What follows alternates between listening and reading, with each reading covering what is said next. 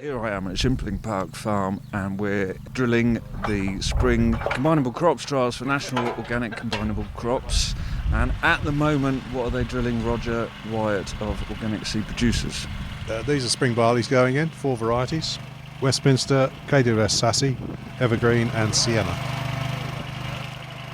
Thank you, Roger. And we're also here today with Nick Frankley and Dr. Henry Croyson of the Organic Research Centre's Wakelands Farm, which is not too far from where we are here today in Suffolk. So what are we drilling today, Henry?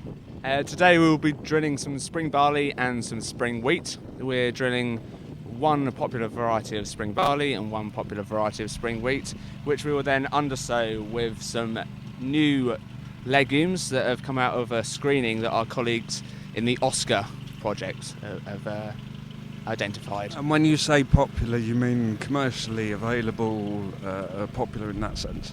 Exactly, so popular amongst the organic farming community. Okay, and Nick, the idea of putting in the legumes, what are we going to see come the event on the 7th of July?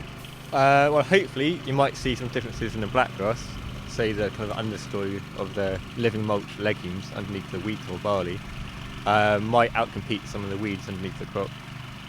But we're also looking at whether the living mulch will affect the yield of the wheat, which can be a kind of a unwanted side effect of undersowing a cereal crop. Meaning that the legumes could take some of the energy that would otherwise go into the wheat crop? Yeah. A lot of the time it's kind of competition for moisture in the soil. But to some extent there'll be mitigation for the beneficial effects of having cover in there. Yeah, and nitrogen fixation by the legumes could benefit the wheat. Okay, all right, thank you. So looking now at what we already had drilled in the autumn, these are what, Roger? This is just a ryegrass access point, and then we come on to some red clover, some clover plots. This was red clover I'm actually standing on. There's white, there's trefoil, and another one at the far end, allcyke. They were drilled quite late, same time as the cereal, so they haven't done very well. They didn't much like that. Then we have a guard, followed by 6 varieties of winter wheat, which are now beginning to get together. They haven't had a very good winter. You can see there's loads of blackgrass in there, which is typical of this particular spot. Big blackgrass area on the farm. And so there's 6 varieties there. And then we move on to oats, which have done better, and they're going away quite nicely now. There are 4 varieties of oats here: Mascani, Gerald, Rhapsody and Selwyn, which are 2 new ones. And then we're on to the Triticale. It's a variety called Fido. And then we've got Tradero, Tribeca from Elsum Seeds, and Agostino, another Sonova variety.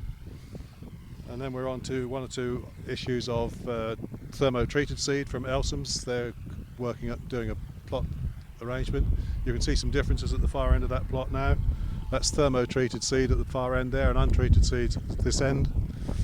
And then we've got a pathway, followed by some rye demonstration plots, which are hybrid rye at the far end and Humboldt rye just up here, which is a forage type, and you can clearly see the difference now, very, very clearly.